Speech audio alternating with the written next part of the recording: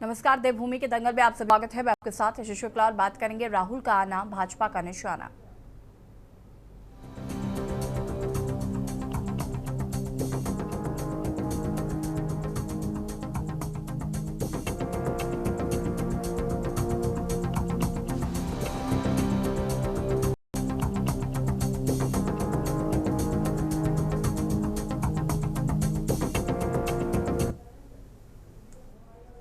उत्तराखंड में 2027 के विधानसभा चुनाव को लेकर सियासी सरगर्मियां तेज हो गई हैं। हर राजनीतिक दल अपनी अपनी तैयारियों में जुटा है, लेकिन इन दिनों कांग्रेस पार्टी सबसे ज्यादा एक्टिव मोड में नजर आ रही है। जहां एक और भाजपा अपनी उपलब्धियों के जरिए जीत के दावे कर रही है, तो वहीं कांग्रेस सत्ताधारी सरकार की कमियों को जनता के बीच उजागर करने में कोई कसर नहीं छोड़ रही है और कांग्रेस ने 2027 के लिए रोडमैप तैयार करना भी शुरू कर दिया है। इसी कड़ी में पार्टी के शीर्ष नेताओं के प्रदेश दौरे भी लगातार हो रहे हैं। अब तक कांग्रेस प्रदेश प्रभारी कुमारी शैलजा के निर्देश व नेतृत्व में कांग्रेस पार्टी के दिग्गज नेता पूरे प्रदेश में जाकर सरकार की नाकामियों को गिनाने का काम कर रहे थे। वहीं बीते दिनों एआईसीसी के राष्ट्रीय महासचिव केसी वेणुगोपाल भी 2 दिवसीय दौरे पर देहरादून पहुंचे और पार्टी नेताओं और कार्यकर्ताओं को जीत का मंत्र दिया है और आपसी मतभेद बुलाकर एकजुट होकर मिशन 2027 में फतेह का आह्वान किया। तो वहीं अब कांग्रेस की चुनावी तैयारियों को और धार देने के लिए लोकसभा में नेता प्रतिपक्ष राहुल गांधी भी उत्तराखंड आ रहे हैं। जानकारी के अनुसार राहुल गांधी 17 जुलाई को राजधानी देहरादून पहुंचेंगे और दौरे के दौरान वो छात्रों की गूंज अभियान के तहत युवाओं और छात्रों से सीधा संवाद करेंगे। माना जा रहा है कि उनका फोकस शिक्षा व्यवस्था, पेपर लीक, प्रतियोगी परीक्षा और पुरस्कार जैसे मुद्दों पर रहेगा, जिसको लेकर प्रदेश कांग्रेस अपने युवराज के स्वागत की तैयारियों में जुट गई है। वहीं भाजपा में नेताओं के दौरे पर तंज कसने से पीछे नहीं है। भाजपा का मानना है कि देवभूमि में सभी का स्वागत है और कांग्रेस कितनी भी जद्दोजहद कर ले, लेकिन कांग्रेस का भ्रम फैलाने वाली राजनीति को उत्तराखंड की जनता स्वीकार नहीं करेगी। कुल मिलाकर कांग्रेस जहां सरकार को घेरने की रणनीति बना रही है, वही भाजपा उपलब्धियों को जनता तक पहुंचाने में लगी है, जिसके चलते आपसी बयानबाजी अभी चरम पर देखने को मिल रही है। चर्चा आज इसी मुद्दे पर करेंगे, उससे पहले रिपोर्ट। प्रदेश में आगामी 2027 के विधानसभा चुनाव से पहले सियासत गर्मा गई है।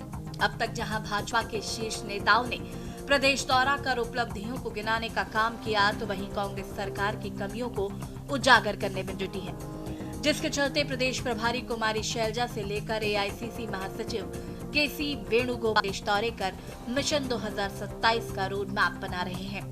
वहीं अब कांग्रेस को धार देने 17 जुलाई को नेता प्रतिपक्ष राहुल गांधी देहरादून आ रहे हैं, जिसके लिए कांग्रेस तैयारियों में जुट गए हैं। कांग्रेस के अनुसार देश व प्रदेश में पेपर लीक से बच्चों का भविष्य बर्बाद हो रहा, कई छात्रों ने आत्महत्या तक की। उत्तराखंड छात्रों का हब है, लेकिन यहाँ बेरोजगारी और पलायन चरम पर है। छोटी नौकरी के लिए युवा बाहर जाते हैं और शोषण झेलते हैं। कांग्रेस के समय लगी इंडस्ट्रीज बंद हो रही हैं और राज्य में कोई नीति नहीं है। इसलिए राहुल गांधी छात्रों की गूंज के जरिए उनकी आवाज उठाने के लिए देवभूमि पधार रहे हैं। वहीं राहुल गांधी के दौरे से पहले भाजपा की भी प्रतिक्रिया सामने आती हुई नजर आ रही है। भाजपा का दावा है कि कांग्रेस के कितने भी नेता प्रदेश दौरे पर आ जाएं, परंतु प्रदेश की जनता भ्रम की राजनीति में कभी नहीं फंसेगी और 2027 के चुनाव में एक बार फिर कांग्रेस को बाहर का रास्ता दिखाने का काम करेगी। पेपर लीक का मामला, न जाने कितने बच्चों के भविष्य के साथ खिलवाड़, कितने बच्चों ने खुदकुशी तक की। क्यों? उनको परेशान कर दिया। और ना केवल बच्चे, उनके परिवार, समाज, कितना भारी नुकसान हुआ कि इसका आकलन लग सकता है। कभी बच्चों के साथ अगर ऐसा खिलवाड़ करोगे, उनकी आवाज उठाने के लिए राहुल गांधी जी ने जो देश में जगह जगह, अब हमें खुशी है कि उत्तराखंड, क्योंकि उत्तराखंड स्टूडेंट्स का भी हब है। मैं राहुल गांधी के बारे में ये कहना चाहती हूँ, जो इन्होंने छात्र छात्राओं के लिए, हमारे लिए, मतलब राहुल गांधी हमारे लिए तो इतना स्टूडेंट से बात तक पर्चा लीक की बात है। पर्चा लीक में तो हुआ नहीं है, इसलिए एक तो स्वयं देख भी रहा हूँ। राष्ट्रीय बड़े नेता यहाँ आते हैं, उनको इससे कोई फर्क नहीं पड़ता है और उन्होंने ठान लिया है कि जिस प्रकार से इन 25 सालों में बीजेपी और कांग्रेस ने मिलजुल करके इस प्रदेश को ठगा है, इस प्रदेश को हाल कर दिया है, तो वो अब किसी भी तरह से उनको किसी भी जुमलों में या किसी प्रकार से किसी भी बड़े नेता के आने से वो बहकाव में आने वाले नहीं। देखिए, कांग्रेस के नेता जो भी उत्तराखंड में चुनाव वर्ष के दौरान आते हैं, चाहे वो राहुल गांधी जी हों, चाहे खड़गे जी हों, चाहे वेणुगोपाल जी हों, इनका दौरा केवल झूठे मुद्दों को का सहारा लेकर ही रहता है।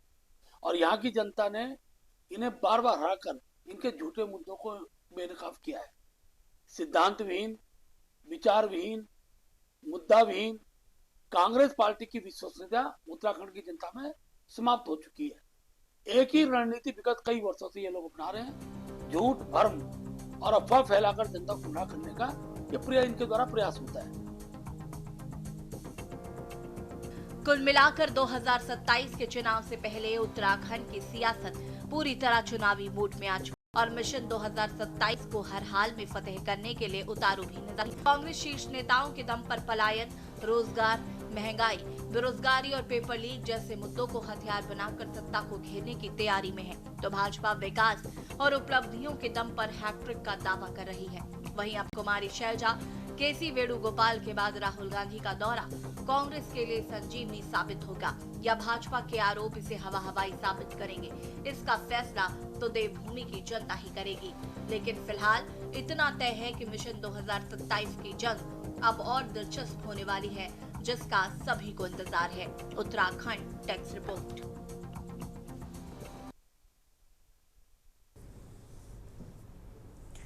और चर्चा से मुद्दे पर करेंगे मनोज सैनी, वरिष्ठ नेता कांग्रेस हमारे साथ जुड़ चुके हैं, दीपक रावत जी केंद्रीय प्रवक्ता यूकेडी हमारे साथ जुड़ चुके हैं, अरुण शर्मा जी वरिष्ठ पत्रकार हैं हमारे साथ जुड़ चुके हैं। सबसे पहले तो आप सभी का बहुत बहुत स्वागत है।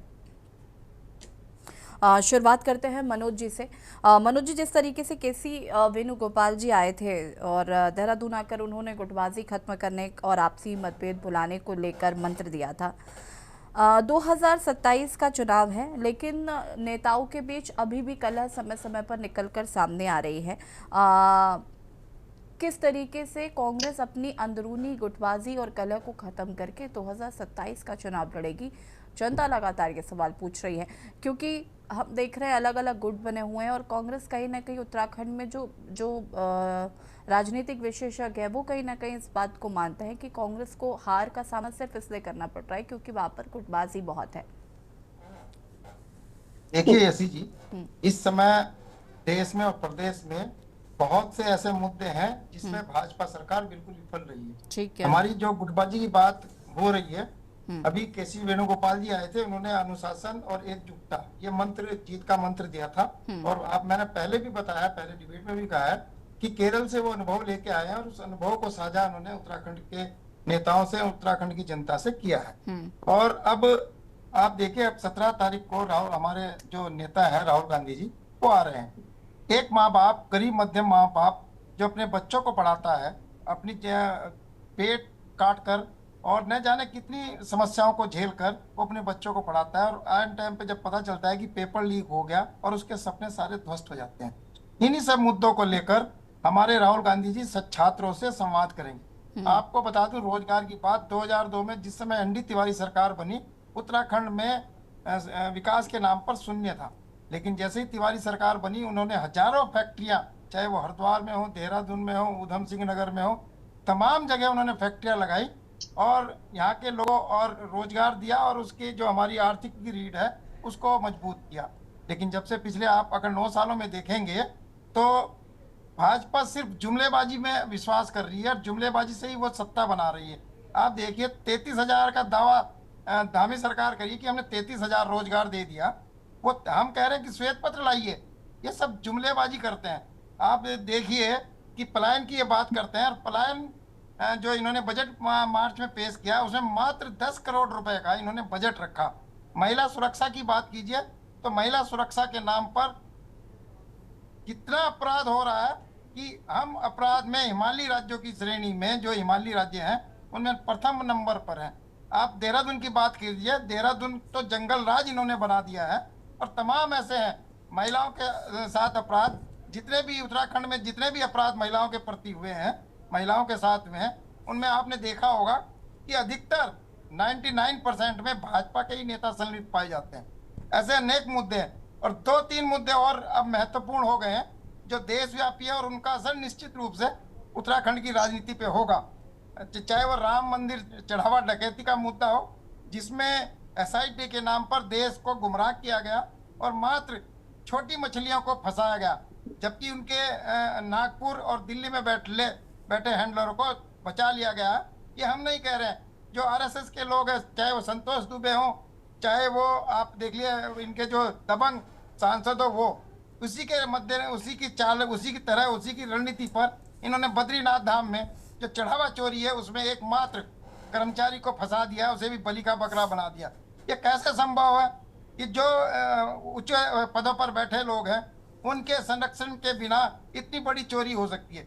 हम केदारनाथ का उदाहरण देते हैं कि केदारनाथ में किस तरह से 250 किलो सोना पीतल बन गया, उसकी जांच बैठाई धामी सरकार ने, लेकिन उसकी क्या रिपोर्ट आई, क्या जांच रिपोर्ट है, वो उसे अभी तक ना तो उत्तराखंड की जनता जान पाई है और ना देश की जनता जान पाई है। ये सिर्फ जांच के नाम पर सरकार जो है जनता को गुमराह करती है, चाहे वो मोदी की सरकार हो, चाहे वो धामी की सरकार हो।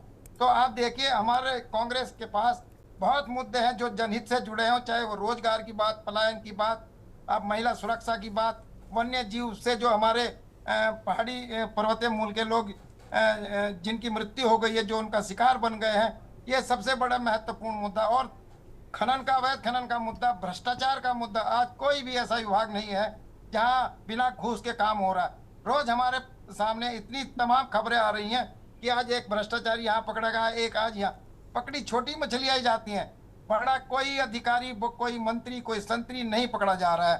तो यसी जी, मैं आपको बता दूं, इस बार कांग्रेस में जो एकजुटता, आज मैं देहरादून था और अभी भी रास्ते में हूँ, रास्ते से आपको कर रहा हूँ, हमारे नेताओं में एकजुटता है। और कहीं कोई इस बार, ये तो भाजपा की एक चाल है, विपक्षियों की एक चाल है कि ये बताने की कोशिश करे कि कांग्रेस में एकजुटता नहीं है, कांग्रेस में फूट है। हमारे यहाँ आप देख रहे होंगे जिस तरह से परिवर्तन संकल्प यात्रा चल रही है और तमाम भीड़ उसमें जुट रही है, तमाम जनता कांग्रेस पे अपना समर्थन दे रही है, तो निश्चित रूप से आप देखिएगा 2/3 बहुमत से। और एक और बता दूं आपको, जहां भी धामी की या इनके केंद्रीय नेताओं की बैठकें या सभाएं हो रही है, आपने देखा होगा कैसे वहां पर स्कूली बच्चों को, महिला स्वयं सहायता समूह को, आंगनबाड़ियों को, वहां पर आपको जनता नहीं मिलेगी। वहां पर आपको सरकारी कर्मचारी, अर्ध सरकारी कर्मचारी और जो स्वयं सहायता समूह से जुड़े हों और स्कूलों के बच्चे, डिग्री कॉलेजों के बच्चे, वो मिलेंगे। जनता का विश्वास भाजपा से हट चुका है, ये मैं आपको बता देना चाहता हूँ, आपके दर्शकों को बता देना चाहता हूँ। ठीक है। और जनता कांग्रेस की तरफ आशा भरी नजरों से देख रही है, जिसने इस देश के विकास की नींव रखी, इस प्रदेश के विकास की नींव रखी, और वो विकास भाजपा के शासन में वो थम गया है विकास। और विकास के नाम पे पिछले 9.5 साल में इन भाजपा जो है नील बटे सन्नाटा ही वो अपनी उपलब्धियां गिना रही है। ठीक है, वापस आते हैं आपके पास। दीपक रावत जी, केंद्रीय प्रवक्ता यूकेडी, हमारे साथ जुड़े हुए। दीपक जी, राहुल गांधी का दौरा है, नीट पे जो पेपर लीक मामला है उसको लेकर, या उत्तराखंड में जो पेपर लीक होता है, उन मुद्दों की आवाज़ बन रहे हैं राहुल गांधी, और कांग्रेस तमाम उन मुद्दों को उठाने की कोशिश कर रही है जो उत्तराखंड के लोगों की मांग है, तमाम चीज़ें हैं। कैसे देख रहे हैं राहुल गांधी के दौरे को लेकर, और यूकेडी खुद को कहाँ देख रही है? देखिए यशी जी, निश्चित रूप से संगठन को मजबूत करने के लिए ही राहुल गांधी जी का दौरा मेरे ख्याल से उत्तराखंड में लगा हुआ है, और वो अपने संगठन को मजबूत करना चाह रहे होंगे। और क्योंकि वो उनको मुख्य विपक्ष पार्टी रही है इस प्रदेश में, तो उनको लग रहा होगा कि शायद जो असंतोष है जनता के प्रति, जनता का जो असंतोष है वर्तमान सरकार के प्रति, उसको अपने पार्टी के लिए उसको इस्तेमाल करने के लिए या उसको प्रभाव करने के लिए ये दौरा उनका लगा हुआ है। और निश्चित रूप से हर कोई जो नेता होता है, राष्ट्रीय स्तर का हो, वो अपने इस तरह के दौरे लगे रहते हैं। लेकिन यूकेडी इसको बहुत एक संगठनात्मक रूप से उनका कार्य है, वो कर रहे हैं। लेकिन यूकेडी का मानना बहुत स्पष्ट है यशी जी की पहली बार मुझे लग रहा है 25 वर्षों के बाद इस बार जो चुनाव होगा वो राष्ट्रीय मुद्दों पर तो नहीं होने वाला है। जो मुद्दे हैं वो स्थानीय मुद्दे इतने मुंह खोल के खड़े हुए हैं कि उनका निवारण ही नहीं हो पाया। दोनों राष्ट्रीय दलों को सरकार बनाने का मौका मिला, एक को 2 बार, एक का 3 बार, लेकिन उन मुद्दों का अभी तक निवारण नहीं हो पाया, कोई समाधान कोई भी दोनों सरकारें नहीं ढूंढ पाई है। और जिस प्रकार से अब जब ये दिख रहा है कि जो अब ये सनातन के नाम पे, हिंदू के नाम पे, मंदिर मस्जिद के नाम पे ये जो ध्रुवीकरण करने की कोशिश है 80-20, ये भारतीय जनता पार्टी का एक जुमला रहा है। वो इस तरह इलेक्शन लड़ती है कि राष्ट्रीय मुद्दों पे ही जो क्षेत्रीय मुद्दे हैं उनको गौण कर दिया जाता है, राष्ट्रीय मुद्दों को हावी कर दिया जाता है। तो जिस प्रकार की अयोध्या की जो घटना घटी है, या फिर अब बीकेटीसी का जो मामला आया है बद्रीनाथ का, तो अब ये समझ में आ गया है कि जनता को, जो पहाड़ी जनता है उनको, उत्तराखंड की जनता को कि ये खाली बोलने वाले हैं, हिंदू बोलना, सनातन बोलना, मंदिर मस्जिद करना, असल में तो सब चढ़ावा चोरी चोर है ये। इन्होंने अपना ये आय का एक स्रोत बना रखा है। और सबसे मजेदार बात क्या है कि यदि यदि यदि बीकेटीसी ने ही इसको उजागर किया होता, या वहीं के किसी कर्मचारी ने इस बात को उजागर किया होता, तो इसको स्वीकार्य था। मतलब जो विसल ब्लोवर है उनके द्वारा, चाहे वो राम मंदिर का चढ़ावे की बात हो या बीकेटीसी की बात हो, तो इसका मतलब एक चीज क्लियर है कि ये चोरी पहली बार नहीं हो रही थी। ये लगातार एक सवाल ये है कि ये पैसा जा कहाँ रहा था, किसके लिए इकट्ठा किया जा रहा था। इन मुद्दे हैं, स्थानीय मुद्दे हैं। आप देख लीजिए लगातार जो जनता है वो त्राइमाम चला रही है, उनकी समस्या का निवारण नहीं हो रहा। छात्र सड़कों पे हैं, महिलाएं सड़कों में हैं, कर्मचारी ओपीएस की मांग के लिए सरकार को धमकाने में लगे हुए हैं कि आप ओल्ड पेंशन स्कीम लागू करिए। यहाँ पर स्थिति ये बनी हुई है कि हर एक मुद्दा जो आप देख लीजिए, स्थानीय मुद्दों की बात कर रहा हूँ, बहुत ज्यादा परेशान है लोग। अभी पर्यावरण जो चिंतित है, जिस प्रकार से विकास के नाम पे आप रोड चौड़े करने के हजारों पेड़ काट रहे हैं, तो ये सारी चीजें भी जनता इन मुद्दों पे, कसौटी पे सरकार को कहीं ना कहीं पर हमें लग रहा है कि पहली बार आने वाले 2027 का चुनाव है, उसमें स्थानीय मुद्दों और स्थानीय जो व्यक्ति है उसकी जो समस्याएं हैं, उसका जो भविष्य है, उसको ध्यान में रखकर लड़ा जाएगा, ना कि मंदिर मस्जिद सनातन और इनके नाम पे। क्योंकि ये सब अब समझ में आ गया कि ये सिर्फ वोट पाने के लिए होता है, असल में तो सिर्फ चंदा चोरी और चढ़ावा चोरी का ही कार्यक्रम इनका है। इससे जनता अब पूर्णतः समझ चुकी है। तो कहने का मतलब सिर्फ ये है कि यूकेडी मजबूती से जब से प्रदेश बना, प्रदेश से पूर्व भी स्थानीय मुद्दों को लेकर आगे बढ़ी, और अब हमें लगता है कि शायद जो रुझान है जनता का, वो जनता विश्वास जरूर करेगी यूकेडी के ऊपर, और यूकेडी के जो कैंडिडेट होंगे उन्हें जरूर जिताएगी। और हमें लगता है कि हमें ये मानना है कि जनता को अब ये समझना पड़ेगा कि यदि उनको अपनी समस्या का निवारण करना है तो बिना राष्ट्रीय दलों को दो बार मौके धो चुके हैं, उनसे उनका समस्या का निवारण नहीं हुआ है। तो स्थानीय मुद्दों का अगर निवारण वो करना है तो कोई स्थानीय सरकार या क्षेत्रीय जो दल है उसी को जब तक वो सत्ता में नहीं बैठाएंगे तब तक उनकी समस्या का समाधान नहीं होगा। और हमारा ये मानना है कि 2027 का चुनाव अब इसी बात पर लड़ा जाएगा।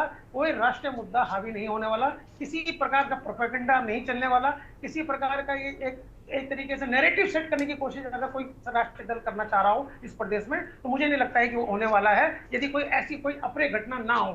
क्योंकि कोई ये मेरे भविष्य को मैं भी नहीं देख पा रहा हूँ, लेकिन निश्चित रूप से स्थानीय मुद्दों पर चुनाव लड़ा जाएगा। और यदि स्थानीय मुद्दों पर चुनाव लड़ा तो उसका सबसे ज्यादा फायदा यदि होगा तो यूपीडी। ठीक है दीपक जी, वापस आएंगे। अरुण शर्मा जी हमारे साथ जुड़े हुए हैं, वरिष्ठ पत्रकार है। अरुण जी, राहुल गांधी का दौरा है, छात्रों की जो पेपर लीक का मामला है और तमाम जो उत्तराखंड के मुद्दे हैं उन मुद्दों पर बात होगी। छात्रों की गूंज करके कार्यक्रम में जो इसका संचालन करेंगे, वहाँ पर बच्चों से बात करेंगे। इस पूरे दौरे को कैसे देख रहे हैं? भाजपा जो है वो कह रही है कि आप कितने भी राष्ट्रीय स्तर के नेता ले आइए, लेकिन जनता जानती है, तो इसको कैसे देख रहे हैं? यशी देखिए, चूंकि ये चुनावी साल है तो ये स्वाभाविक है कि तमाम जो भारतीय जनता पार्टी, कांग्रेस है, या हम सपा के कहें, बसपा के कहें, रामविलास पासवान की जो पार्टी है उसके कहें, लोक जनशक्ति, जो यहाँ चुनाव लड़ेंगे वो तमाम दलों के नेता यहाँ आएंगे। और चूंकि भारतीय जनता पार्टी पिछले लगभग 9.5 साल से सत्ता में है, और आप ये देखिए कि कांग्रेस प्रमुख विपक्षी दल है तभी से, और ये कांग्रेस की छटपटाहट भी है कि कांग्रेस सत्ता में आना चाहती है। और निश्चित तौर पर मैं ये कह रहा हूं कि सबसे ज्यादा उम्मीद अगर किसी को सत्ता में आने की है तो वो कांग्रेस को ही है। तो सत्ता में आने की है वो कांग्रेस को ही, इको होने लग गया कुछ। भले ही देखिए, भले ही जो हम बात करें भारतीय जनता पार्टी की, वो तीसरी बार सत्ता में आने का पूरा प्रयास कर रही है, लेकिन भारतीय जनता पार्टी को ये लग है कि कहीं ना कहीं जो 9.5 साल की एंटी इनकम्बेंसी है उसका उनको फायदा मिलेगा। और इसीलिए आप देखिए कि भारतीय जनता पार्टी की ओर से हम बात करें प्रधानमंत्री की, उसके बाद गृह मंत्री की हम बात करें, उसके बाद रक्षा मंत्री के दौरों की बात करें, तो ये तमाम दौरे हो चुके हैं। उसके अलावा संगठन के लोग लगातार आ रहे हैं, और मीटिंगें करके वापस जा रहे हैं। कल ही उन्होंने सारे मोर्चे प्रकोष्ठों की मीटिंग देहरादून में की, बाकी सबको म्यूट करिए लेकिन प्लीज। उसका कांग्रेस के पास सबसे बड़ा जो चेहरा है वो राहुल गांधी ही है आज की तारीख में, क्योंकि वो नेता प्रतिपक्ष भी है लोकसभा में। और उसके अलावा हम बात करें कि लंबे समय से राहुल गांधी जनता के बीच में संघर्ष कर रहे हैं। ये अलग बात है कि उस संघर्ष का उनको यथोचित परिणाम नहीं मिला है जिसकी उन्हें उम्मीद थी। और क्योंकि ताजा चुनाव केरल में जीते हैं, इसलिए जो पार्टी के प्रमुख महासचिव थे उनको केसी वेणुगोपाल को इसीलिए यहां भेजा गया था, क्योंकि केसी वेणुगोपाल सबसे प्रभावशाली महासचिव है कांग्रेस के अंदर। और निश्चित तौर पर अगर हम कांग्रेस की बात करें तो कांग्रेस के पास राहुल गांधी के अलावा कोई विकल्प नहीं बचता। अब बताइए कौन सा बड़ा नेता राहुल गांधी के अलावा लाएंगे जो गांधी परिवार की थाती लेके घूम रहा हो, विरासत लेके घूम रहा हो, और उसके अलावा वो जो गांधी परिवार का सबसे वरिष्ठ सदस्य, क्योंकि सोनिया गांधी बहुत दिनों से इधर उधर जा नहीं रही, उसके बाद राहुल गांधी के बाद प्रियंका का भी दौरा प्रस्तावित है। तो देखिए निश्चित तौर पर यह तय सी बात है कि आने वाले समय में भारतीय जनता पार्टी और कांग्रेस के बीच में लड़ाई तेज होने वाली है। नेताओं के दौरे लगातार चलेंगे और राहुल गांधी के दौरे में अगर आपने पिछले दिनों दौरा देखा हो, जो अल्मोड़ा का, श्रीनगर का और देहरादून का होना था, वो स्थगित हो गया था मौसम को देखते हुए, और राहुल गांधी हल्द्वानी से ही वापस चले गए थे। तो ये अब उन्होंने ये दुखती नब्ज पे हाथ रखने की कोशिश की है, क्योंकि सबसे बड़ा मुद्दा इस टाइम छात्रों और बेरोजगारी का ही। छात्रों के भविष्य का सवाल क्या होगा, और जिस तरह देश में बेरोजगारी बढ़ रही है, इसके बावजूद कि सरकारें कितना भी दावा करें कि उन्होंने इतना रोजगार दे दिया, इतने लोगों को स्वरोजगार मिल गया, उसके फिर भी सबसे बड़ा मुद्दा छात्रों का और राजनीति का, उसका बेरोजगारी का। तो वो दुखती रग पर हाथ रखने की उन्होंने कोशिश करी है इस प्रदेश के युवाओं की। और देखिए आने वाले समय में, अब तो 3 दिन रह गए हैं, 17 तारीख को शाम को राहुल गांधी का ये छात्रों से संवाद है, तो अब देखते हैं उसमें कितने लोग आते हैं। लेकिन कांग्रेस के लोग ये बड़ा दावा कर रहे हैं कि 2.5 लाख छात्रों ने उसमें रजिस्ट्रेशन करा लिया है, क्योंकि कल ही मैं हरिद्वार में एक कार्यक्रम में था, तो वहां ये चर्चा चल रही थी कांग्रेस के लोगों के बीच कि 2.5 लाख लोगों ने अब तक रजिस्ट्रेशन करा लिया है उस छात्र संवाद के लिए। अब परेड ग्राउंड में 2.5 लाख तो बहुत बड़ी संख्या होती है, परेड ग्राउंड की वो कैपेसिटी नहीं है, लेकिन फिर भी आने वाले दिन में हमें पता लग जाएगा कि वो मीटिंग कितनी सफल हुई, क्योंकि कांग्रेस का पूरा कुंभा जो उत्तराखंड में है उस मीटिंग को सफल बनाने में जुटा हुआ है। जी यस बिल्कुल, आप सभी हमारे साथ बने रहिएगा। जपेन जी भी हमारे साथ जुड़ चुके हैं। जपेन जी आपका भी बहुत बहुत स्वागत है। रुकेंगे एक छोटे से ब्रेक के लिए, जो हाथ से होते हैं।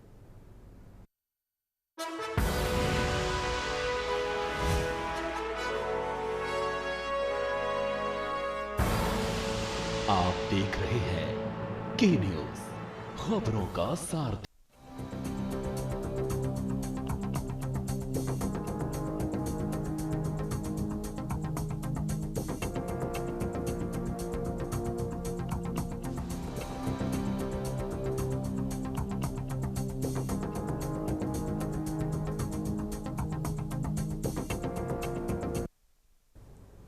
ब्रेक के बाद एक बार फिर से आप सभी का स्वागत है और बात कर रहे हैं राहुल का आना भाजपा का निशाना। चर्चा इस मुद्दे पर कर रहे हैं कुंवर जपेंद्र सिंह जी, प्रदेश प्रवक्ता बीजेपी से हमारे साथ जुड़ चुके हैं। जपेंद्र जी, राहुल गांधी छात्रों की गूंज कार्यक्रम अभियान के तहत सीधे युवाओं से संवाद स्थापित करेंगे और भारतीय जनता पार्टी के लोग इसको भ्रम की राजनीति कह रहे हैं। तो क्या पेपर लीक, बेरोजगारी, पलायन, रोजगार जैसे मुद्दे जो हैं वो कोई काल्पनिक मुद्दे हैं? क्या छात्रों में गुस्सा नहीं है? और जैसा कि अभी वरिष्ठ पत्रकार अरुण शर्मा जी कह रहे थे कि करीब 2.5 लाख रजिस्ट्रेशन कराया है, अगर इस बात में सच्चाई है तो कहीं ना कहीं बहुत क्लियर स्पष्ट है कि लोगों में नाराजगी है। लोगों में नाराजगी है, और लोगों में नाराजगी इस बात की भी है कि जब कांग्रेस के जमाने से जो ये नकल का और ये सारा नेक्सस चला आ रहा है, तो आज तक इसका पर्दाफाश क्यों नहीं हुआ? भारतीय जनता पार्टी की सरकारों में ही इसका पर्दाफाश क्यों हो रहा है, ये भी एक छात्रों में एक पॉइंट है। और छात्र मानते हैं कि ठीक है, सरकार अपने लेवल पर बहुत कुछ नया हुआ है, कई चीजों में क्रांतिकारी कदम उठाए हैं केंद्र सरकार ने, राज्य सरकारों ने। ये तो एक अलग विषय हो गया जिसके ऊपर निश्चित तौर पर राज्य सरकारें और केंद्र सरकार युवाओं के रोजगार को लेकर और युवाओं के भविष्य की योजनाओं को लेकर सजग हैं, और उसके अनुरूप योजनाएं पहले भी बनी हैं और अब भी बन रही हैं। ये तो हो गई एक बात। अब आ जाते हैं जो अभी इतनी लंबी चर्चा हुई राहुल जी को लेकर कि भाई राहुल जी अकेले ही चेहरा है भारतीय जनता पार्टी के अलावा विपक्ष के पास। तो कांग्रेस के पास तो एक ही चेहरा है, राहुल गांधी जी चेहरा है, वंशवाद का चेहरा है, मुद्दा विहीन चेहरा है, विचारधारा विहीन पार्टी का नेतृत्व करते हैं, और आजादी के बाद से निरंतर जिस तरह से इस देश के अंदर जो राजनीति हुई और उस राजनीति का दुष्प्रभाव इस राष्ट्र के ऊपर क्या पड़ा। हम यहाँ भारतीय जनता पार्टी या कांग्रेस की बात नहीं करते हैं, हम एक कॉमन मैन की तरह बात करते हैं कि उसका दुष्प्रभाव कितना पड़ा। और 2014 में जब ये चक्रव्यूह टूटा और 2014 में जब माननीय प्रधानमंत्री के रूप में मोदी जी ने अपनी सेवा संभाली और इस देश को आगे बढ़ाने का काम किया, और उसके बाद आज देश की क्या स्थिति है, देश के विकास को लेकर, देश के एजेंडे को लेकर, देश के अंदर जो आज एक नई चर्चा छिड़ी है उसे लेकर, तो ये जनता खुद कहती है 70 साल का विकास बनाम 12 साल का विकास। तो ये तो जनता के बीच में चर्चा के विषय है। जब हम कॉमन आते हैं तो कॉमन आदमी बात करता है, ठीक है, सत्ता के प्रति जब सत्ता का समय बहुत लंबा हो जाता है तो लोगों की अपेक्षाएं भी उसमें बढ़ने लगती हैं और थोड़ी सी नाराजगी भी आती है, वो जायज भी है। अगर लोगों के मन में नाराजगी नहीं, लोग उस नाराजगी का इजहार नहीं करेंगे तो फिर वो बेटरमेंट के लिए रास्ते कहां से निकलेंगे। इसीलिए, और ये भारतीय जनता पार्टी का ये प्लस पॉइंट है कि जन भावनाओं का सम्मान करते हुए जनता की भावनाओं के अनुरूप योजनाओं को बनाने में, योजनाओं को धरातल पर उतार और पंक्ति के अंतिम छोर पर खड़े हुए व्यक्ति तक सत्ता का लाभ पहुंचाने की दृष्टि से केवल और केवल इस देश में भारतीय जनता पार्टी ने काम किया। पहले उन्हें 13 दिन का मौका मिला, फिर 13 महीने का मौका मिला, अब 13 साल कंप्लीट हो गए हैं, अगले 13 साल की है। और हम जनता से अपेक्षा करते हैं कि जनता हमें और मौका दे। जतिन जी के बताइए, जब आपने इतना सख्त कानून ला दिया, नकल विरोधी कानून, उसके बावजूद भी लोगों में डर क्यों नहीं है? और आपको लगता है कि पेपर लीक हो गया और उसके बाद हमने एक अपराधी पकड़ लिया और उसके बाद इतनी हो गई? बार बार अगर पेपर लीक होगा तो क्या बच्चों का आत्मविश्वास टूटता नहीं है? क्या माँ बाप जो सपने सजाकर बैठते हैं उनको ठेस नहीं पहुंचती है? सिर्फ ये कह देना, एक सेकेंड, सिर्फ ये कह देना कि कांग्रेस की सरकार में तो पकड़े भी नहीं जाते थे, ऐसा, इससे आप पल्ला नहीं झाड़ सकते हैं, ठीक है? वो उनकी सरकार में जो हुआ उसका खामियाजा वो भुगत रहे हैं अभी तक, ठीक है? और आपकी सरकार में जो हो रहा है उसका उन सवालों के जवाब आपको देने होंगे 2027 में। जब आप लोगों के पास जाएंगे तो वो आपसे पूछेंगे कि बार बार पेपर लीक होने से क्या लोगों, आप इसको जस्टिफाई कैसे कर सकते हैं कि कांग्रेस की सरकार में ऐसा हो रहा था, हमारी सरकार में ये तो एटलीस्ट हम अपराधी तो पकड़ के ला रहे हैं, लेकिन पेपर लीक हो क्यों रहे हैं? सवाल तो यही है ना। बहुत अच्छा सवाल है आपका, और हमें भी अच्छा लगा कि आपने इतनी बेबाकी से एक ऐसा प्रश्न उठाया कि जिसका हल सरकार ने निकालकर सामने दिया है।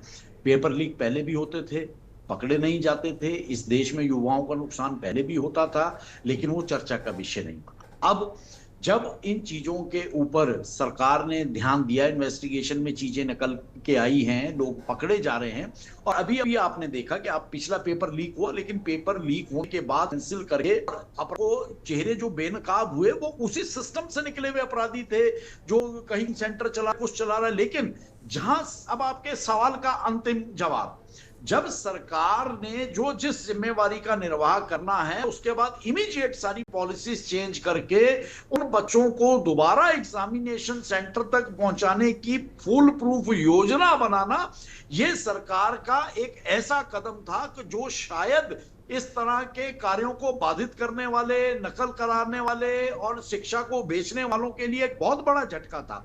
और उसी के तहत जो नई शिक्षा नीति लागू हुई है तो उसमें भी इन चीजों का ध्यान रखा गया है कि जो पिछली शिक्षा नीति की खामियां थी और जिन खामियों का फायदा उठाकर ये शिक्षा माफिया और ये नकल माफिया अपना वर्चस्व बनाकर अपनी जड़ें जमा रहे थे। इनकी जड़ों को कैसे काटा जाए, ये नई शिक्षा नीति में एक बहुत महत्वपूर्ण, ठीक है समय हम मानते हैं कि झेल रहे हैं, हमें नाराजगी झेलनी भी चाहिए क्योंकि जिम्मेवारी हमारी बनती है, हम अपनी जिम्मेवारी से नहीं भाग रहे, लेकिन भविष्य के बड़े बदलावों के लिए।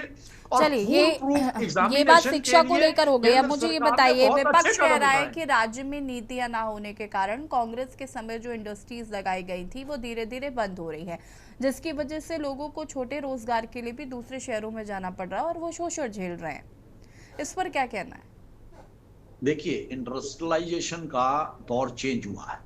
अब जो हमारा पहले इंडस्ट्री का हमारा एक जिसे हम कहते हैं जो तौर तरीका था, वो इंडस्ट्रीज बदली हैं। वो इंडस्ट्रीज एक मॉडर्नाइज इंडस्ट्री की तरफ आई हैं, उसमें कई चीजें चेंज हुई हैं। अगर पुरानी इंडस्ट्रीज की वजह से उन्हें बंद करना पड़ा तो उसके लिए नई इंडस्ट्रीज को लॉन्च करना, नई इंडस्ट्रीज के साथ काफी उसमें इलेक्ट्रॉनिक्स आइटम्स हो गई। जैसे अभी हम छोटा सा उदाहरण लेते हैं मोबाइल का।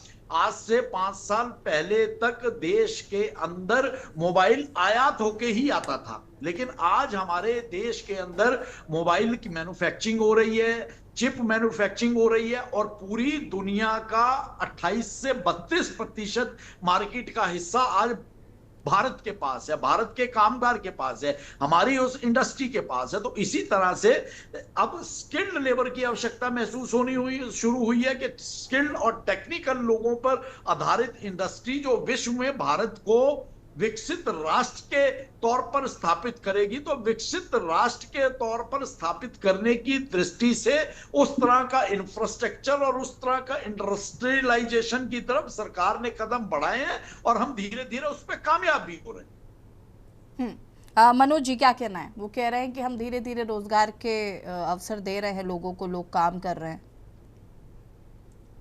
यसी जी, मैं सबसे पहले तो आपको बता दूं कि जो प्रदेश का मुखिया है वो जनता से रिजेक्टेड मुखिया है।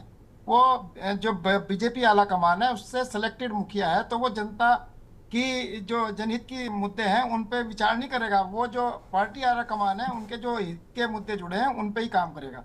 अब बात इन्होंने कहा आज़ादी के बाद की। देश में आज़ादी के बाद कांग्रेस ने शिक्षा, स्वास्थ्य और रोजगार को लेकर ही सारी नीतियां अपनाई और सारी ही नीतियां लागू हुई।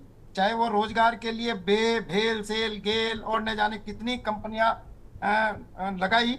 और अब मैंने जैसा पहले बताया था कि 2002 में जैसे तिवारी सरकार आई तो उन्होंने हजारों कंपनियां लगाई। अब मुझे तो हंसी आ रही थी भाजपा के प्रवक्ता पर कि मॉडर्नाइजेशन हो रहा है। अब आपको एक मैं उदाहरण देता हूं कि 2023 में बड़े गाजे बाजे के साथ धामी सरकार ने ग्लोबल इन्वेस्टर समिट का आयोजन किया, जिसमें 100 करोड़ रुपए का प्रचार प्रसार हुआ। अब आप देखिए उसमें 3.5 लाख करोड़ से ऊपर के 1779 MOU साइन बताए गए। दावा किया गया कि 86,000 से ऊपर रोजगार सृजित होंगे। आज उसको 3-3.5 साल हो चुके हैं और एक जो रिपोर्ट अभी आई है जो हमने पढ़ी और देखी है, उसमें आपको अगर वो रिपोर्ट आप देखोगे तो चौंक जाओगे आप लोग। उसमें जो किसी ने गांव में आटा चक्की 10 साल पहले लगा रखी थी उसको भी इन्होंने उसमें जोड़ दिया है। और न जाने इस तरह से जब मेडिकल स्टोर किसी ने खोला हुआ था उसको भी जोड़ दिया है। और आपको आटा चक्की, मेडिकल और जो पेस्टिसाइड और खाद की दुकान है, तो ये चीज इनकी है। ये झूठों की सरकार है, जुमलेबाजों की सरकार है। और एक और, हाँ, जिस पार्टी का मुखिया ये कह रहा हो, देश का प्रधानमंत्री, कि मेरी कोई पढ़ाई वढ़ाई नहीं हुई है इसलिए उससे शिक्षा की अपेक्षा रखना, शिक्षा के लिए काम करना, उससे अपेक्षा करना बेईमानी साबित होगी। स्वास्थ्य की हालत आप जानते हैं कि किस प्रकार डंडी कंडी पर आज भी लोग दूर दराज के जो है वो स्वास्थ्य के लिए तरस रहे हैं, वो डंडी कंडी पर लेके जा रहे हैं। रोजगार का हाल तो बेकार है। जो फैक्ट्रियां तिवारी सरकार कांग्रेस की सरकार में लगी, आज वो इनकी कुनीतियों के कारण वो बंद होने के कगार पर हैं। युवा परेशान है। इनका मामला आपको बता दूं, ये जो NTA है ये स्वयंसेवी संस्था है और इसकी कोई जिम्मेदारी नहीं है। जिस प्रकार से भाजपा में सरकार की जिम्मेदारी नहीं होती है।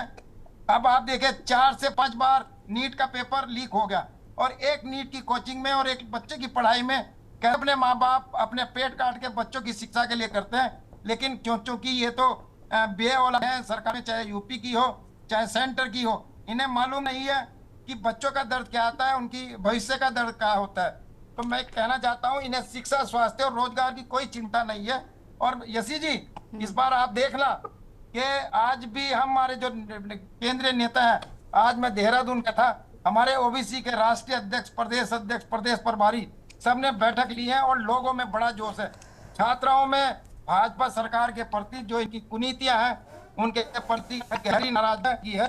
और इस नाराजगी के चलते आप देखना कि ये जो सरकार है इसको वही पड़ेगा और यहाँ से बात होने जा रही है। और निश्चित रूप से 2029 में केंद्र से भी ये जो जुमलेबाजों की सरकार है इसको उखाड़ फेंकने का काम करेगी। इतना मैं आपके दर्शकों को बता देना चाहता हूँ। जी जपेन जी, इनका ये स्टेटमेंट हमें लगता है कि रिकॉर्ड करके रख लिया जाए। कांग्रेस के साथी प्रवक्ताओं की हताशा हम समझ सकते हैं और हमें इनके साथ सहानुभूति भी है, और हो भी क्यों ना, क्योंकि हैं तो ये भी भारतवासी ही। आज नहीं तो कल जागेंगे, कुछ जल्दी जाग गए, कुछ देर से जागेंगे, लेकिन जागेंगे ये सभी। भारतीय जनता पार्टी केंद्र से लेकर राज्यों तक आज अपने विकास कार्यों के लिए जनता की प्रिय बनी है। 22 राज्यों में भारतीय जनता पार्टी को जनता द्वारा स्वीकारना इस बात का जीता जागता सबूत है कि भारतीय जनता पार्टी के प्रति जनता का भरोसा बढ़ा है। भारतीय जनता पार्टी से लोगों की आशाएं बढ़ी हैं और भारतीय जनता पार्टी को राष्ट्रीय स्तर पर देश के रक्षक के तौर पर आम भारतवासी देखता है। तो निश्चित तौर पर हम पे भी प्रेशर है और जनता की और भारतवासियों की इन्हीं भावनाओं के प्रेशर में निरंतर भारतीय जनता पार्टी प्रयास करती है कि देश के लिए जितना बेहतर किया जा सकता है उतना बेहतर किया जाए। और जब राष्ट्र हित को सम्मुख रखकर योजनाओं पे काम होता है, योजनाओं को आगे बढ़ाकर वो देश को समर्पित की जाती है, तो 2014 के बाद से निरंतर इन 12 वर्षों में जिस तरह से देश आगे बढ़ा है, तो ये देश की जनता भी जानती है कि अगले 12 वर्षों तक अगर यही स्पीड भारतीय जनता पार्टी की जारी रही तो राज्यों से लेकर केंद्र तक इस भारत को विकसित भारत की तर्ज पर स्थापित करने की दिशा में जितनी भी योजनाएं हैं, उन योजनाओं को अमली जामा पहनाकर अपने देश की युवा शक्ति को राष्ट्र शक्ति के रूप में देश के विकास में लगाना, ये भारतीय जनता पार्टी का सिंगल पॉइंट एजेंडा है और हम अपने एजेंडे और अपने राष्ट्र की तरक्की के लिए वचनबद्ध हैं। यशी जी, मैं एक सवाल करना चाहूंगा कि अभी हमारे भाई ने बड़ी बड़ी बातें की। वैसे तो हमें इनसे राष्ट्रीयता का, राष्ट्रभक्ति का प्रमाण नहीं चाहिए। मैंने अभी कहा कि शिक्षा, स्वास्थ्य और रोजगार पर यह बात नहीं करती है। जो 2023 का मैंने आंकड़ा दिया उस समय दावा था, तो क्या ये बता सकते हैं कि कितनी कंपनियां यहाँ रोजगार देने के लिए लगी और कितने को रोजगार मिला और कितना निवेश हुआ? ये मैं भाजपा के जो हमारे माननीय प्रवक्ता है मैं उनसे पूछना चाहता हूँ, क्या इनके पास आंकड़े हैं? अगर आंकड़े होंगे तो मैं दावा के साथ कह सकता हूँ कि झूठे आंकड़े होंगे। ये मैं आपको पूरे आपके दर्शकों को विश्वास के साथ कह सकता हूँ। जपेन जी, इनका तो ये काम हो गया कि पहले इन्होंने कहा जी इनके पास आंकड़े हैं, अभी हम आंकड़ों पे बोले भी नहीं। आप देखिए आंकड़े, मैंने ये कह दिया, मैंने जुमलेबाजी नहीं पूछी, मैंने भाषण नहीं पूछा। आंकड़े सरकार से पूछा जाएगा। आंकड़े आंगन टेढ़ा, अगर आपको इस राष्ट्र की चिंता थी नहीं, इसी जनता ने उठा के आपको बाहर करा। और अगर हम राष्ट्र के साथ राष्ट्र हित में काम नहीं करेंगे, भारतवासियों के हित में काम नहीं करेंगे, तो जनता हमें भी नहीं बख्शेगी। फिलहाल तो जनता ने आपको सजा दी है, आपको सजा भुगत रहे हैं और भारतीय जनता पार्टी निरंतर विकास कार्य बढ़ रही है। करने वालों से हमें कोई मशवरे की और प्रमाण की आवश्यकता नहीं है। हम तो आपसे आंकड़े पूछ रहे हैं। आपको प्रमाण दे कौन रहा है मान्यवर? आपको प्रमाणित हैं, आपको प्रमाण दे के क्या करेंगे? जो जिन्हें जनता ने प्रमाणित कर दिया हो उन्हें हम कौन होते हैं प्रमाण देने वाले? जिन्हें जनता ने प्रमाणित कर दिया, जिन्हें जनता ने दुत्कार दिया, जिन्हें जनता ने किनारे कर दिया, उन्हें हम कौन होते हैं भाई प्रमाणित करने वाले? ये इस घमंड में मत रहिए। हम तो भारतीय जनता पार्टी के लोग निरंतर ये प्रयास करेंगे कि हम राष्ट्र की नीति के ऊपर काम करते हुए इन भारतवासियों की आकांक्षाओं पर पूरा उतरे। चलिए ठीक है मनोज जी और जपेन जी रुकिएगा जरा। दीपक जी, यूकेडी का क्या स्टैंड है? दो राष्ट्रीय दल अपना अपना तो चुनावी तैयारियों में लगे हुए हैं। यूकेडी क्लेम करती है कि भाई हम पहाड़ों की बात करते हैं, और जिस तरीके से चुनावी तैयारियां चल रही हैं, यूकेडी का क्या स्टैंड है? यूकेडी किस तरीके से काम कर रही है और जनता के बीच आ रही है? याशी जी, अभी आपने देखा भारतीय जनता पार्टी के प्रवक्ता हो या कांग्रेस के हो, वो राष्ट्र की बात कर रहे हैं। राज्य की बात किसी ने करी में से, या आपस में लड़ भी राष्ट्र हित की बात करने में लगे हुए हैं।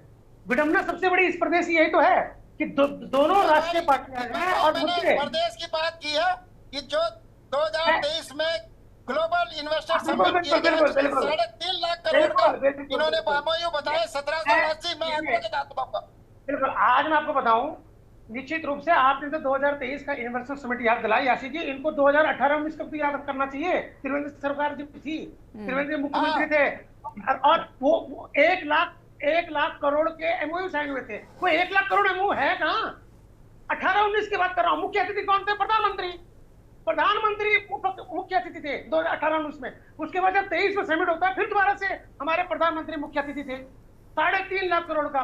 इस बात से तो इनका जो देखिए, कांग्रेस को मौका मिला राज्य बनने के बाद, जो तिवारी जी ने यहाँ पर फैक्ट्री लगाई थी, उसके बाद भारतीय जनता पार्टी पिछले 10 साल में बताए कौन सी बड़ी फैक्ट्री लगाई यहाँ पर लगाई? बताए, इस बात से तो आप इनकार नहीं करेंगे ना। आपके पिछले 5 वर्ष में लगातार 9.5 वर्ष है, उसमें बताइए कौन सी बड़ी फैक्ट्री लगा दी आपने यहाँ पर? 3.5 लाख करोड़ का एमओयू आपने पूरे सारे नेताओं ने गाया, मुख्यमंत्री ने गाया, यहाँ तक कि आपके जितने भी चाटुकार थे उन सब ने गाया। लेकिन धरातल में क्या मिला राज्य को? राज्य तो स्वास्थ्य मांग रहा है, राज्य शिक्षा मांग रहा है, राज्य रोजगार मांग रहा है, बच्चा यहाँ का बच्चा अपना भविष्य मांग रहा है, उसके बारे में कोई जवाब है? राष्ट्रीय हित। अरे राष्ट्रीय राज्य हित नहीं होगा तो राष्ट्र कहां से बनाएंगे आप? कौन से राष्ट्र की बात अवधारणा लेके बैठे हुए हैं आप लोग? इस प्रदेश में आज भी लोग जो प्रसव है वो सड़कों पे हो रहा है महिलाओं का, और आप कह रहे हैं राष्ट्रीय हित। वो राष्ट्रीय हित नहीं है, वो महिला राष्ट्र में नहीं आती है। छात्र आत्महत्या कर रहे हैं क्योंकि पेपर लीक हो रहा है, तो क्या वो राष्ट्रीय हित में नहीं आता है? यानी बच्चों का भविष्य वो राष्ट्रीय हित में नहीं है। सिर्फ आपने जो जुमले फेंके, आपके जो मुद्दे हैं वो राष्ट्रीय हित के मुद्दे हैं, लेकिन जो स्थानीय मुद्दे हैं वो राष्ट्रीय हित में नहीं है। क्या स्थानीय मुद्दे राष्ट्र में नहीं आते हैं? ये कौन सी परिपाटी इस प्रदेश में चल रही है? यही याशी जी हमारा कहना है। हम लगातार स्थानीय मुद्दों के साथ बने हुए, यूकेडी लगातार स्थानीय मुद्दों के साथ है, और हमारा मानना है अब आने वाले 2027 में कोई भी राष्ट्रीय मुद्दा हावी नहीं होगा यदि कोई अप्रिय घटना ना घटे भविष्य में। अदरवाइज स्थानीय मुद्दों पे बना रहेगा, और अगर स्थानीय मुद्दों पे बना रहेगा तो वर्तमान सरकार हो या पूर्व में कांग्रेस सरकार हो, ये इनको जनता पसंद नहीं करेगी, क्योंकि समस्या वही है। दीपक जी, सवाल मैंने आपसे पूछा कि यूकेडी को जनता क्यों पसंद करे। अब इन्हें जनता पसंद नहीं करेंगे, आप उस पर तो आ गए, लेकिन आपको क्यों पसंद करे इस पर अभी तक नहीं आ पाए आप। देखिए याशी जी, विकल्प क्या है स्थानीय मुद्दों का? आप बताइए ना। स्थानीय मुद्दे तो आप इकलौते मात्र विकल्प होने के बावजूद भी तो कांग्रेस और भाजपा को जनता ने चुना ना। क्या 10 सालों में नहीं 10 सालों में स्थानीय मुद्दे नहीं थे क्या? उत्तराखंड का तो निर्माण ही इसीलिए हुआ था, अलग ही इसीलिए हुआ था ना कि उनका विकास हो सके। उसके बावजूद भी जनता आपको नहीं चुन पाई क्योंकि आप स्थानीय मुद्दों की बात कर रहे थे। उसके बावजूद भी तो क्यों कांग्रेस और बीजेपी को उन्होंने अपना इन दलों को चुना, आपको क्यों नहीं चुना? और यही सवाल आज तक है यूकेडी के लिए, मैं वही तो पूछ रही हूँ आपसे। निश्चित रूप से यदि जनता का हम विश्वास नहीं जीत पाए अपने स्थानीय मुद्दों पर, या स्थानीय मुद्दों को हम सर्वोपरि नहीं बना पाए इस प्रदेश में, तो हमारी हम स्वीकार कर रहे हैं कि हम नाकामयाब हो इस बात पे। इसमें तभी तो जनता ने हमें बैठा। लेकिन हमारे मुद्दे शुरू से आखिर तक स्थानीय से संबंधित है। स्थानीय जो दूर दराज में रहने वाला जो हमारा मूल निवासी है उससे संबंधित थे। अब राष्ट्रीय दलों का जो आप कहना चाह रही हैं कि हमें नापसंद करा या हमें सत्ता के गलियारे में जनता ने नहीं पहुंचाया, तो आज जनता ही तो सबसे ज्यादा परेशान हो रही है। स्थानीय मुद्दा, स्थानीय व्यक्ति जो सबसे बड़ा परेशान है, किसको नहीं मिला अस्पताल? अगर कोई प्रसव महिला की मृत्यु हो जाती है प्रसव देते वक्त, तो कौन है वो? स्थानीय मुद्दा है ना। अगर कोई नौकरी पे, अगर कोई सुसाइड कर रहा है तो स्थानीय मुद्दा है ना। तो जनता को निश्चित रूप से, मैं आपकी बात को स्वीकार कर रहा हूँ, हम जनता को समझाने में असमर्थ रहे और हम स्वीकार, इसी कारण हम विपक्ष में हैं और हमारे पास कुछ नहीं। लेकिन हमारे मुद्दे हमेशा सेंट्रलाइज थे, हमारे मुद्दे हमेशा महत्वपूर्ण थे, हमारे मुद्दों में हमेशा स्थानीय आदमी था। और हमारा मानना है कि जिस दिन हम लगातार प्रयासरत हैं और जिस दिन जनता को हम समझाने में बिल्कुल हम समर्पण हो जाएंगे, हम समझा पाएंगे, तो निश्चित रूप से यूकेडी आपको सत्ता में दिखेगी। आज ये हम अपनी गलती स्वीकार कर रहे हैं कि हम जनता तक अपनी बातों को नहीं पहुंचा पा रहे हैं, या जनता तक हम समझाने में असमर्थ हो रहे हैं, लेकिन हम लगातार प्रयासरत हैं, इस राज्य के बनने से पूर्व भी और इस राज्य के बनने के बाद भी। यदि ऐसा नहीं होता तो बिना विपक्ष में ऐसी कौन सी पार्टी है जो विपक्ष में ना हो तभी भी आज तक वो स्थानीय मुद्दा जुटाओ? कोई बड़ा नेता नहीं है यूकेडी में, लेकिन यूकेडी आज भी जिंदा है। ऐसा क्या कारण है?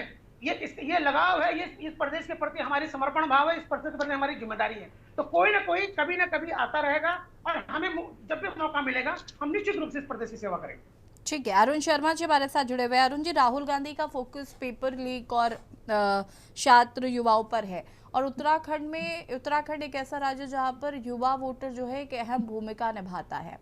तो ऐसे में भारतीय जनता पार्टी का जो राष्ट्रवाद और विकास का जो एक एजेंडा चलता है, क्या वो उस पर भारी पड़ेगा? साथ ही साथ गुटबाजी की जो बात कांग्रेस में निकलकर समय समय पर आती है, तो राहुल गांधी के आने से ये कम होगी, या फिर राहुल गांधी के सामने खुद को चमकता हुआ दिखाने के लिए और ज्यादा ये गुटबाजी उभर कर सामने आएगी? इसको कैसे एनालिसिस कर रहे हैं आप?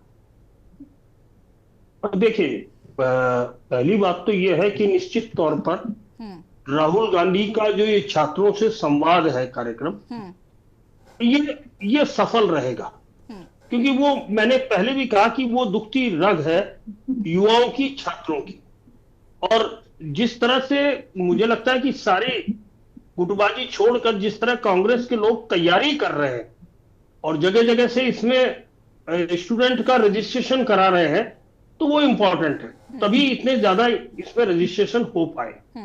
दूसरी चीज, जहां तक गुटबाजी का सवाल है, देखिए, वो कांग्रेस की अंदरूनी लड़ाई कहूं या अंदरूनी गुटबाजी है, वो दूर होने की स्थिति में नहीं है, क्योंकि हम राज्य बनने के बाद से आज तक, अगर मैं 26 सालों का विश्लेषण निकालूं, मनोज भाई मेरी बात से पता नहीं इत्तेफाक रखेंगे या नहीं रखेंगे, क्योंकि ये हरिद्वार सीट के उम्मीदवार भी है, भविष्य में दावेदारी कर रहे हैं कांग्रेस के अंदर, हरिद्वार से लड़ेंगे।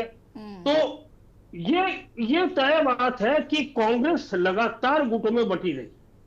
देखिए, राज्य बनने के बाद से तिवारी जी की सरकार बनने तक हरीश रावत प्रदेश के अध्यक्ष थे, लेकिन तिवारी जी जैसे ही मुख्यमंत्री बने, हरीश रावत और उनके गुट लगातार तिवारी जी के खिलाफ अभियान छेड़े रखे इतने दिन तक।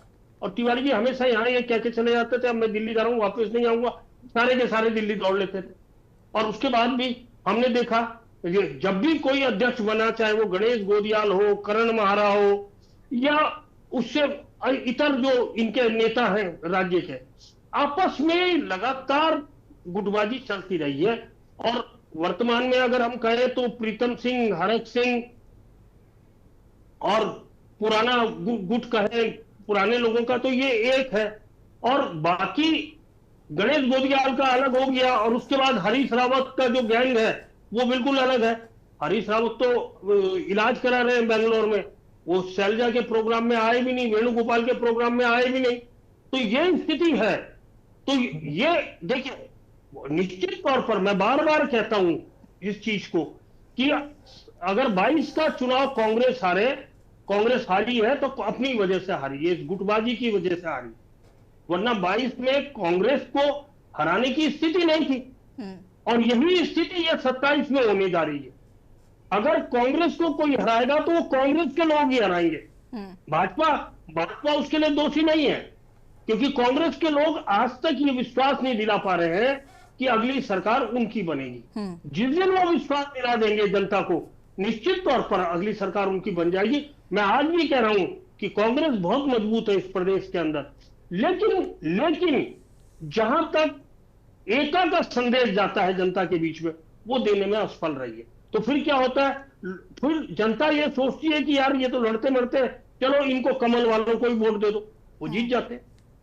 दोनों चुनाव आप देखें, 57-47, ये बीजेपी की स्थिति थी आज। और मैं बार बार कह रहा हूं, ये कांग्रेस की वजह से थी।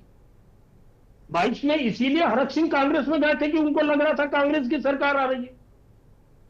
देखिए, वरना बहुत सारे मौसम वैज्ञानिक इस उत्तराखंड में भी हैं। जैसे एक जमाने में हम रामविलास पासवान को कहते थे कि वो मौसम विज्ञानी है, उनको लग जाता है कि किसकी सरकार बननी है उसी तरफ चल देते। तो यहाँ भी बहुत सारे मौसम विज्ञानी है। तो ये देखिए यशी, निश्चित तौर पर ये जो राहुल गांधी का कार्यक्रम होने जा रहा है, ये कांग्रेस के अंदर एक ऊर्जा का संचार तो निश्चित तौर पर करेगा, लेकिन चुनाव तक उस ऊर्जा को मेंटेन करेंगे या वो ऊर्जा वहीं खत्म हो जाएगी, ये कांग्रेस को तय करना है, ये जनता को तय नहीं करना है। जी बिल्कुल, आप सभी का बहुत बहुत शुक्रिया चर्चा में शामिल होने के लिए। और बात कर रहे थे राहुल का आना, भाजपा का निशाना, राहुल गांधी का उत्तराखंड दौरा है, वो छात्रों से संवाद स्थापित करेंगे, साथ ही साथ जो कांग्रेस में गुटबाजी है उसको भी कहीं ना कहीं खत्म करने की कोशिश की जाएगी। देवभूमि के दंगल में फिलहाल इतना ही। देखते रहिए के न्यूज़ इंडिया। नमस्कार।